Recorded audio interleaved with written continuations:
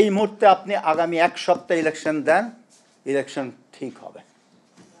আমি নিজে কথা, আমি ব্যুরোক্রেসি মিলিটারি আমি ভালো করে চিনি। মিলিটারিকে এত বছর কাজ করতে দেওয়া হয়নি, তাদেরকে যে ম্যান্ডেট দেওয়া হয়েছিল সেই ম্যান্ডেটই ইলেকশন পরিচালনা যাতে না করতে পারে তার থেকে দূরে রাখা হয়েছে। ব্যুরোক্রেসি অনেকে হয়তো চাপে পড়ে করেছে। সবচেয়ে স্ট্রংগেস্ট লেসপেন্সার অফ আওয়ামী লীগকে ডিসি দেন। I am telling you he will ensure a fair election under the prevalence suspense. তাদেরকে কোনো পরিবর্তন করার দরকার নেই, পরিবর্তন করলে ভালো।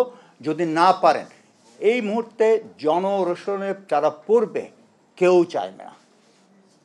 জনগণ এখন বসে থাকবেন একটা আনফেয়ার ইলেকশন করে কোনো ডিসি এসপি কিংবা কোনো সেনাবাহিনী কর্মকর্তা পার পেয়ে যাবে, সেই পরিস্থিতি বর্তমানে নাই।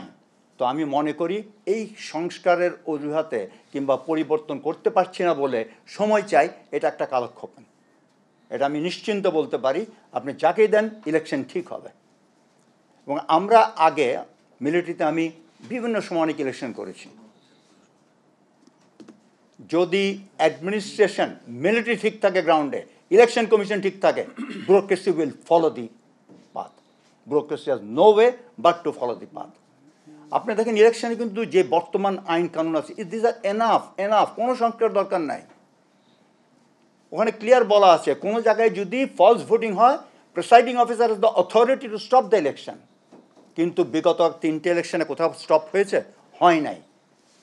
প্রিসাইডিং অফিসার পাস করেছে অ্যাসিস্ট্যান্ট রিটার্নিং অফিসার টিএনওকে, টিএনও পাস করেছে রিটার্নিং অফিসার ডিসিকে, ডিসি পাস করেছে ইলেকশন কমিশনকে। কিন্তু সেই সেন্টারে এই স্ট্যাম্পিং বন্ধ হয়নি, ইলেকশন চলেছে। আইন তো অলরেডি আছে। আমাদেরকে যেটা করতে হবে সেটা হচ্ছে যে এই ওই প্রিসাইডিং অফিসারের আইন কেন প্রয়োগ করে নেই। Get hold for the task for the failure he has done for violating the law. This is enough. এবং আমাদের অনলাইন বর্তমান যে আইন আছে, দিস ইজ এনাফ। তো আজকে আমরা যাদের বক্তব্য, সবার বক্তব্য খুব সুন্দর, যুক্তিতর্কে কিন্তু আমরা সবাই সুন্দর কথা বলেছি, কারোর কোনো গরমিল নাই। তারপরে আমরা এত বড় একটা দেশ, 18 কোটি লোক, আমাদের মধ্যে এত বিভেদ কেন? এত বিভেদ কেন? কোথায় জাতীয় ঐক্য? আমরা কি এই জাতীয় ঐক্য প্রমাণ আমরা আগস্ট রেভলিউশনে দেই নাই?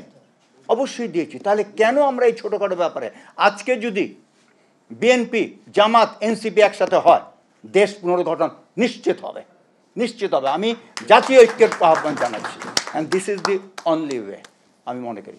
তবে আজকে আমি আর 2 মিনিট নিব, এখনও সময় হয়নি আমার। আমি একটা জিনিসটা শঙ্কিত, আমরা সব সংস্কার এবং ডেমোক্রেসি এগুলো নিয়ে আমরা ব্যস্ত, কিন্তু একটা জিনিস আপনারা ভুলে যাচ্ছেন।